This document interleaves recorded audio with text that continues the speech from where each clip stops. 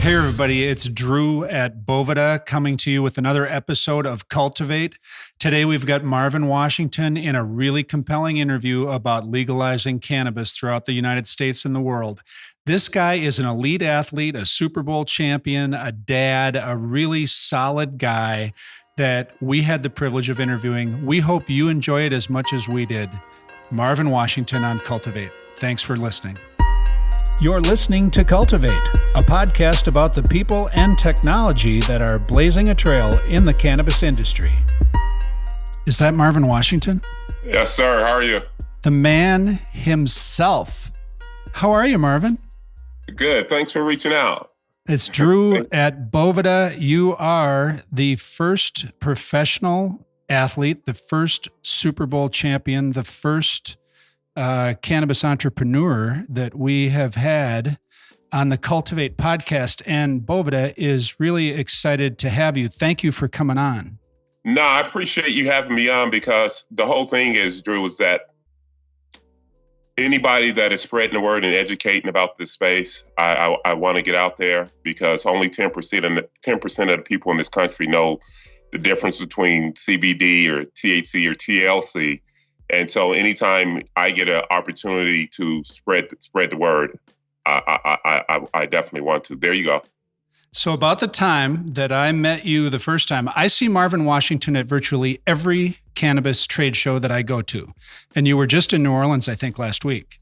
Yeah. I wasn't there. You go to more shows than I do.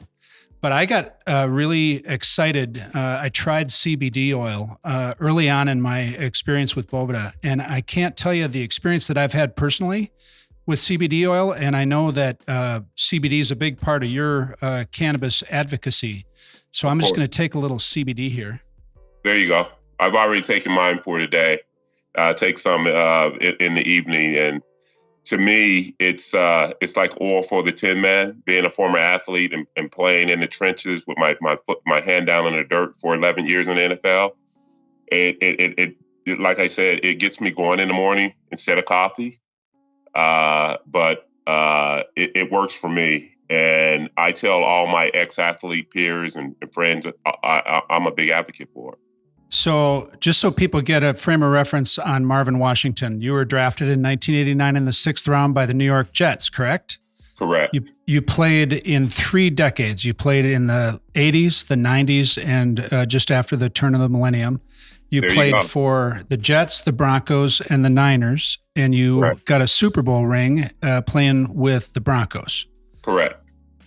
That's a pretty good run, brother. That's fantastic. You know what? Being a 6th rounder, and that's, I know the NFL draft was last week, and everybody's making a deal about, the first round and all that. But to me, it's like having a career. It really doesn't matter where you draft it, because if you can play, the coaches have to play you because their jobs dependent on winning, and they're going to play the best player. The first round guys will get a longer look, but if you can play, coaches will find you, and then just try to have some longevity in that league. So one of the reasons why I run into you at these shows is because you're always advocating, and you're a board member of Athletes for Care. Can you talk a little about what Athletes for Care is about? Well, Athletes for Care it came around a couple years ago, and it came about with seeing athletes in this space not fully maximize the potential that we could have, and also to kind of protect ourselves too, because we're used to coming out of a teamwork type of deal. And we started out, it's a collective of athletes that advocate for the medicinal use of cannabis, CBD, THC, and we have athletes out of the 4 major leagues and all the other sports, and we have women also. But we're there to change the negative perceptions and connotations that are attached to this plant by showing that athletes, that the majority of us went to high school, got a college scholarship, and we're lucky enough to play at the professional level, and we're not lazier, we're not unfocused, we're not unmotivated, and whatever, and showing you that this cannabis has been a part of our lifestyle in college and during our professional career, and now we're out advocating for the responsible adult use of it as a medicinal benefit to not only athletes but people in general society. We also look over any contracts that athletes want to, get into, because a lot of these companies, they want to work with athletes. We have to make sure that they're fair. We have to make sure that athletes are compensated. And the other thing is we're pushing for cannabis, whether it's THC and CBD, but CBD first to me is because I have a personal connection to it. I like it the best as an alternative to the opiates that the former players, particularly in the NFL, have been given, and the current players have been poisoned with. And Mike James just got turned down, but somebody else is going to file an application, and eventually we're gonna bring down that wall. So Mike James was trying to do what? I'm sorry. Mike James was trying to get a TUE, and that's a therapeutic-use exemption, because the NFL let these guys that have ADD and ADHD, they let them use Adderall and Ritalin, which is under the World Anti-Doping Association's ban list as a performing enhancer. But the NFL will let these Ritalin babies and these Adderall kids take this during the week, as far as, for them or before the game. And what we want is for them to do the same thing with cannabis. Have a TUE in the states that it's legal with, dispense it medically, have it under doctor's care, and let the players try that instead of taking, the Indocin, the Naproxen, the Vicodin, Percocets, and Toradol shots, and all the other opiates that they're taking that can be toxic and highly addictive. So can we get really simple about CBD? Because you're right when you started this conversation, when you said that only 10% of the people really know what's going on with what's available to them with this plant. I was in a dispensary in Hopland, California a couple weeks ago at Emerald Farms, and there was a couple there. They get a lot of tourists into the store, an older couple, a little bit older than me. And this woman stood talking to the bud tender and said, I want to know what's available. And I'm really concerned about getting addicted. I don't want to get addicted. And so she was having this really simple conversation with a bud tender, and this kid was awesome. He took it slow with her, talked to her about the endocannabinoid system and how CBD affects you. Can you talk a little bit about that in really simple terms for people to have a sense of what CBD is capable of doing for us? Well, number one, there's two main chemicals or cannabinoids in the cannabis plant. One is THC, and that gets you high, that gets you stoned. The other is CBD, cannabidiol, which doesn't get you stoned, doesn't get you high, but it has all these medicinal benefits that works well in your endocannabinoid system, which we have a system in our body that has cannabinoids in it. And CBD has helped out so many people, from the kids that have the epileptic strokes and seizures, to go from hundreds a month to almost none, to the soldiers that come home with PTSD. Well, let me say this. The government has a patent 6630507, that says CBD is an antioxidant and a neuroprotectant for the brain in relationships to concussion. That helps out anybody in contact sport. That helps out the soldiers that are coming home with the TBIs and all the issues that come out of that. Also, it's anti-anxiety. Also, it's anti-inflammatory. 80% of the illnesses that we have in America or in our bodies come from inflammation. So this thing, I'm not saying CBD is a cure-all, end-all, be-all, but we need to take a good look at it as an alternative to the opiates that we're taking. And for him to walk her down that lane, we have to, because people think they're going to get it. It's not addictive. It's not toxic. So I love to hear stories like that and people to get educated, because you're saying an older couple, that's probably a baby boomer, and they're going to explode the market, but she's going to go tell her friends about it, because my mom is 84 years old and she takes CBD daily, and she has her little collection of church ladies and neighbors. They're on CBD, whether they're chewing a CBD gum or drinking water or taking a tincture or having a transdermal patch on them. They are believing in CBD, and I believe that as you get off the pharmaceuticals and opiates and get on something natural, I think your quality of life and your length of life will be better. So you're involved in the cannabis business, in the CBD business. Can you talk CBD, a little? I'm on the CBD side. I'm also a partner and a board member of Lenitiv Lab, which is Montel Williams medical marijuana, and it's a THC line, but it's mixed with CBD. So he runs the spectrum from 10% CBD and 90% THC, all 50-50, 70-30, all the way to the other side to where it's dominant CBD and less THC, which they work well together. And a little bit of THC is the key to unlocking your endocannabinoid system, and then so the CBD can go in there and bind it. So I'm a whole plant advocate. Yeah, and Montel couldn't be a better advocate for this industry and for what it can do to help people heal. He's one of the first people I met at a show, just like I met you. Montel was speaking at a show, and we had a great experience with him. And did he cry? He did. He got a little emotional. He's a very sensitive man. Yeah. Let's talk about the NFL. The Players Association, the rules in the league, are players allowed to use cannabis at this stage of the game?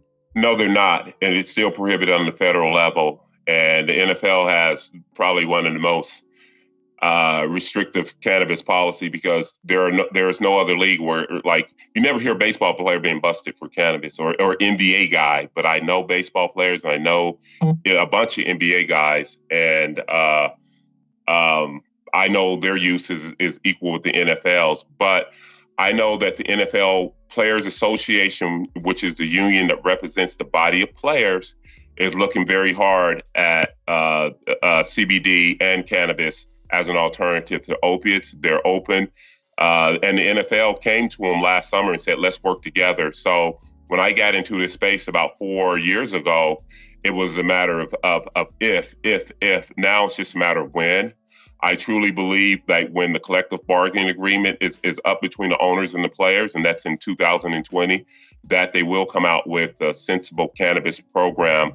I don't know what the players are going to have to give up. They're probably going to have to give up something, but I think it's going to be worth it. And if the NFL leads the way, then it will go a long ways to show the other sports leagues, but also the country, that cannabis, phyto-based medicine, which is plant-based medicine, is going to be the wave of the future. And this is what we're going to get back to, because we've medicated with plants for 10,000 years. I think the NFL can lead the way. And my last point is the NFL has two issues. They have the CTE issue, and they have the opiate addiction of their former players and players. I think cannabis can cure them both. So the CTE issue has to do with injuries to the brain? Correct. Chronic traumatic encephalopathy, and the behavioral issues that come out of them, they mirror PTSD, from depression,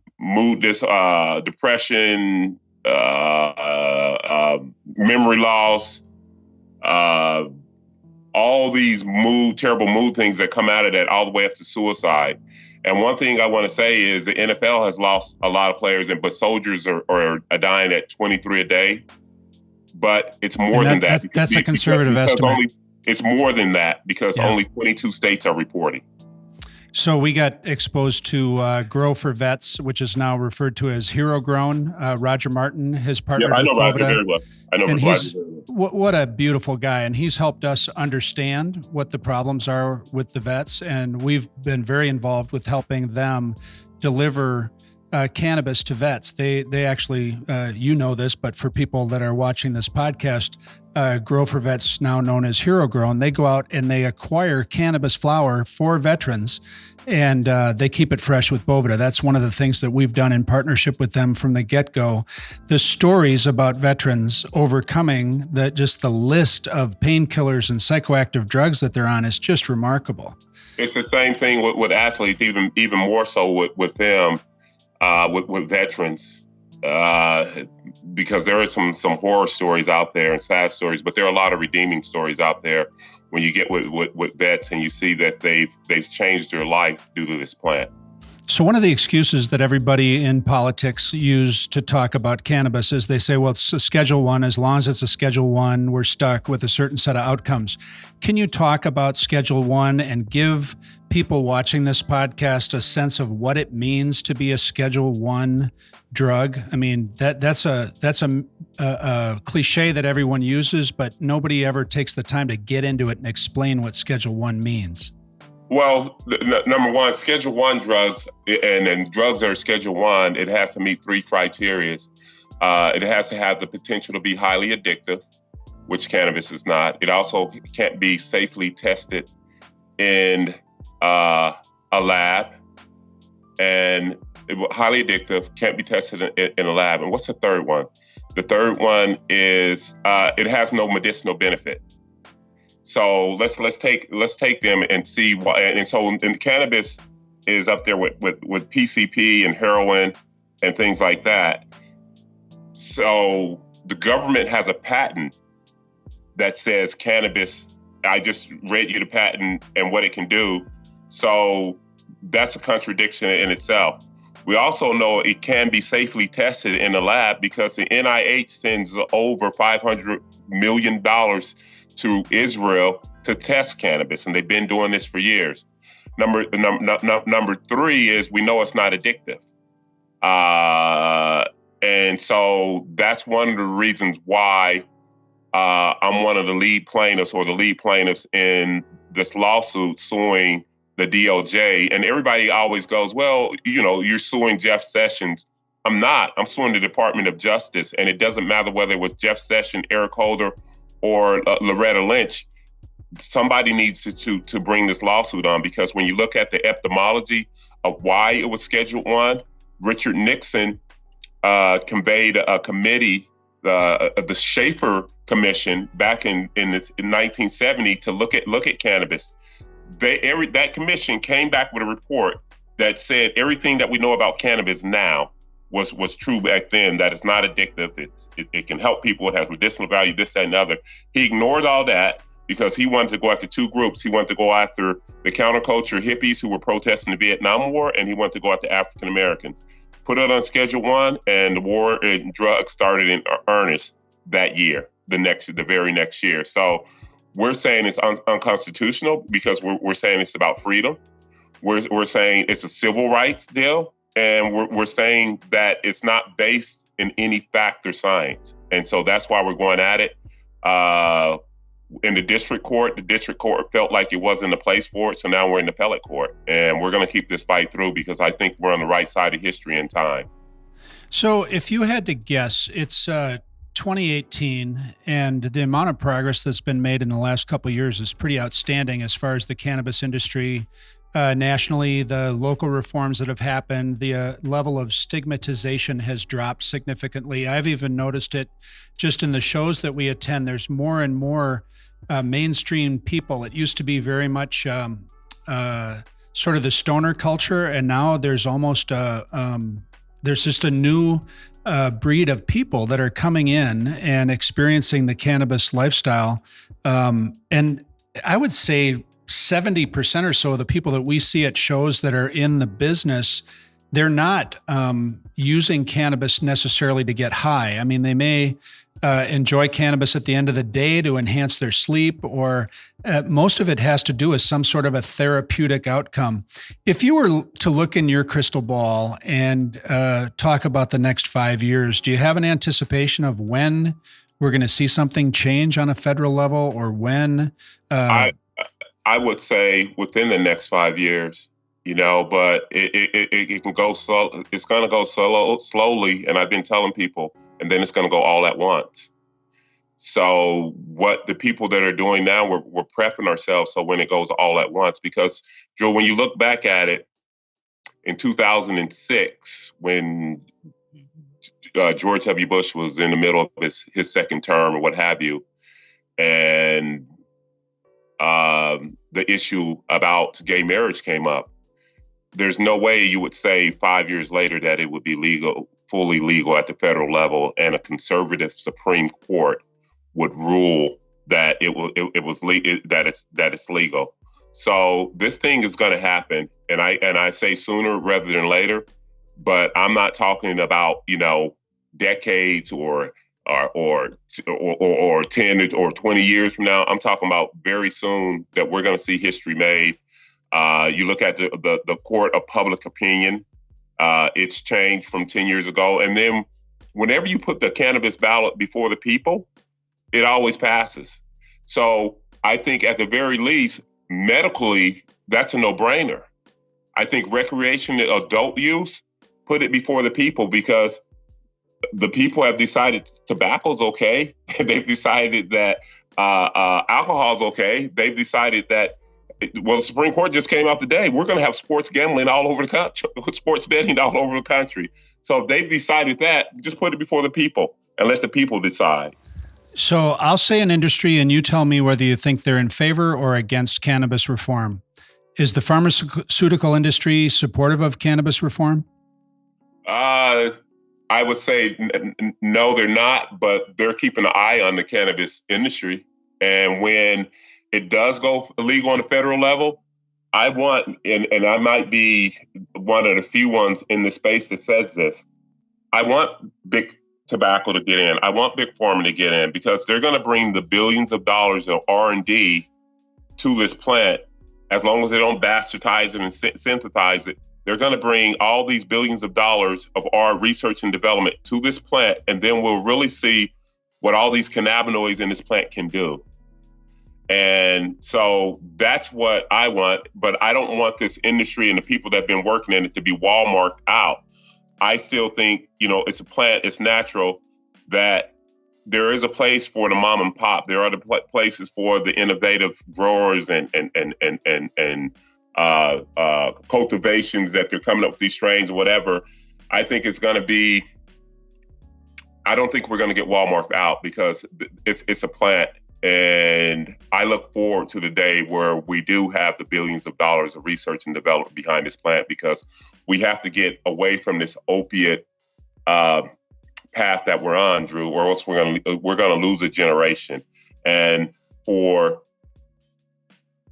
them to put Oxycontin out in the market and to market it as not being addictive, it was pure evil by Purdue Pharma to do that.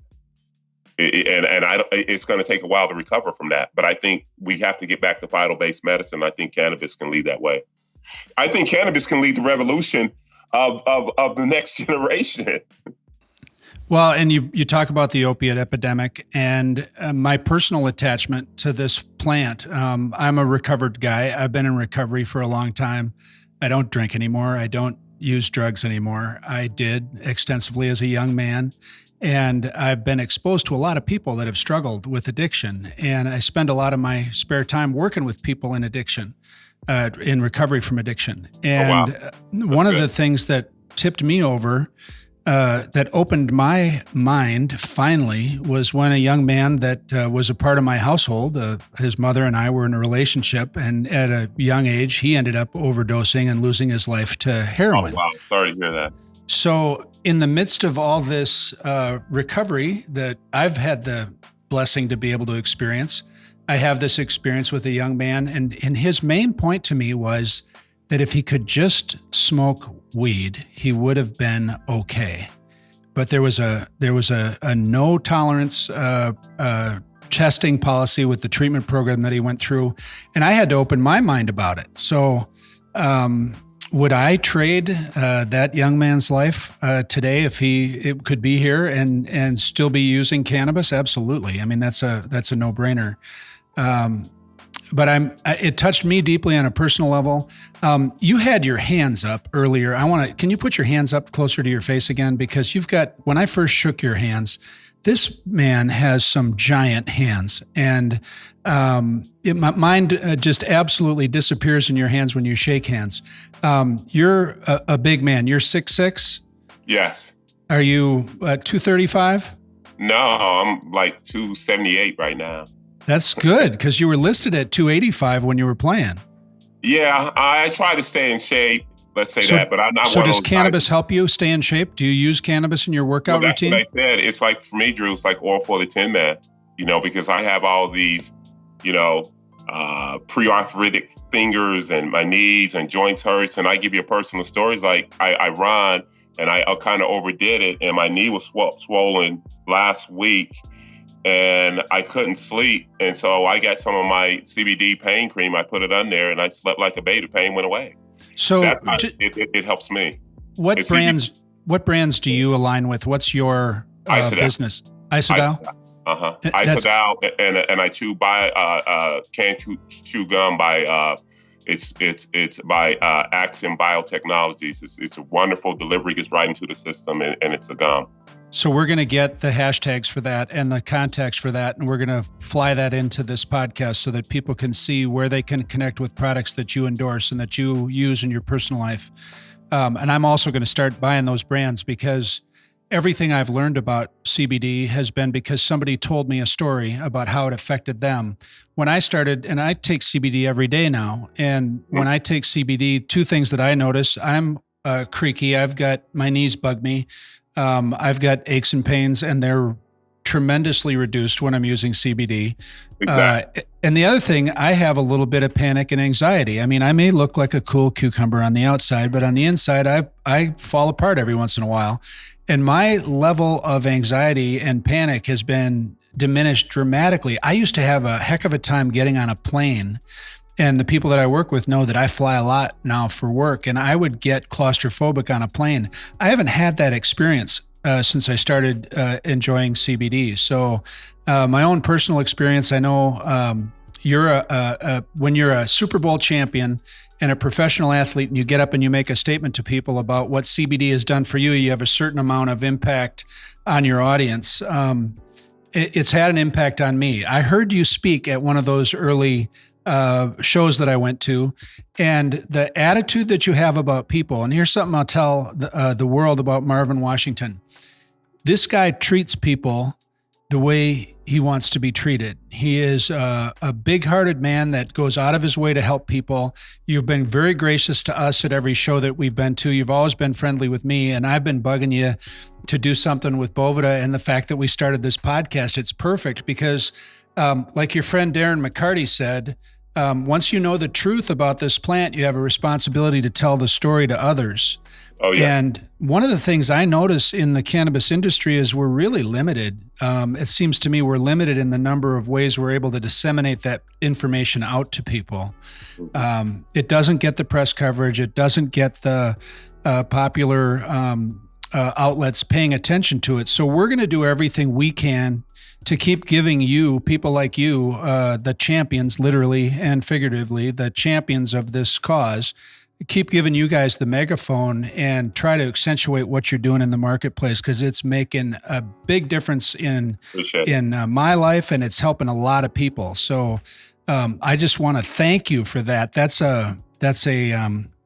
I didn't want to suck up to you too much on the podcast today because I appreciate the kind words, and being in here in my personal life and being in here, it's always people first. And I tell you that, you know about Athletes for Care. I'm a co-founder, and I sit on the board. If you ever need any of our athletes off our roster, get in contact with me. I'll make sure that, you have access to them, because you're helping spread the word. And, it's needed, and keep pushing, because we're all swimming the same way. And anything that I can do to further this message and change the negative connotation and stereotypes, I'm going to try to do it. And this was an opportunity to do it.